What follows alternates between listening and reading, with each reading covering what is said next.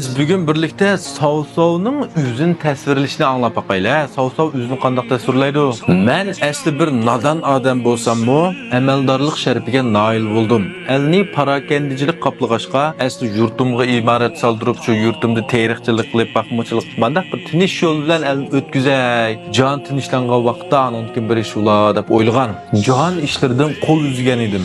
Bahor ham yozda ilm tahsil qilib, qishda shikor qilib, mushundaq bir kun o'tkazay deb o'ylagan. O'ylimga yadin men orduga chaqirtilib akilib, olib chavandozlar bek bo'lib qoldim. Shu vajidan asldagi mening erkin turmushimdan men voz kechib, el uchun munofiq qaroqchilarni jazolab, ajr to'kib ko'rsatishni niyat qildim. Asli men o'z ko'nglimda men o'lgandan keyin mening qavrtashimga mashriqni tindirg'uchi oliy sarkar Savsov deb mushundaq bir beg'ishlim tushgan bo'lsa, bir tarixda nomim qolgan bo'lsa deb o'ylagan. Darvaqat seriq xalqlar qo'zg'oloni bostirib Bunjoni yo'qotdim, Yuanshularni yo'qotdim, Lübuni yo'qotdim, Tavchenning qulidan Shuzoni tatib oldim, Liubyovning zaminlarini tatib, elni tinchlantirdim. Endilikda bosh vazirlikning amaldorlikning eng yuqori cho'qqisiga chiqdim. Endi mening yana nima armanim bo'lsin? Agar elde men bo'lmagan bo'lsam, yana bir necha qaqan nurg'un o'zi bag deb atib olgan o'kdan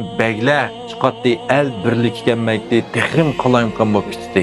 Mushu vaqtda Nurg'ullar meni munofiq Xaqonning tizgini qo'liga kirdirib oldi bu deb tilladi. To'g'ri, men navodi shularning tillishi qarab, bu yerdagi huquqni o'tkazib berib, o'z yurtimga berib, navodi tarixchilik qilib yurgan bo'lsam, ularni chuqum qasdibatat. Men chuqum yurtimdan noyiq o'lib ketdim. Navodi men o'lib ketsam, davlat elde texim parakandichilik yuz berdi. Shu men quruq nom qo'g'ilish haqqi yaxshi bo'lishni tashlab, elga haqiqiy bir yaxshi ish qilishni tanladim. Nurg'ullar meni xato tushundi.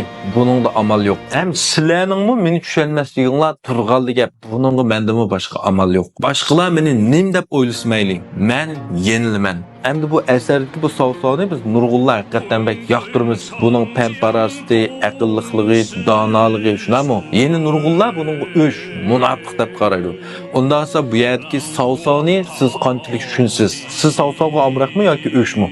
Hem üç parçalık hakkında kısa namlık eserdeki bu yetki Savsov nayet bir mühim hem intayin mürekkep bir şahs. Tarihten bu yan bunu selbi icabi dep qaraydigan qarashdan nayet köp. Hem de Savsov to'g'risidagi mazmun üç parçalık hakkında kıssanın bir mühim mazmuni. Şunun için bu Savsov to'g'risidagi mazmunni yana bu yetki Savsov, Lyubey Sunchvellar nima uchun 3 yildan biraz chiqib el birlik keltirolmaydi degan mushu mazmunni men yig'inchoqlab yarim soatdan ortiq bir mazmun qilib ostidagi qaytunjilar degan ularga esib qo'ydim. Savsovni yoqtiradigan mana 3 parchalikni yoqtiradigan do'stlar ostidagi qaytunjilar degan ularni setilib anglab baqsanglar bo'ladi. Rahmat.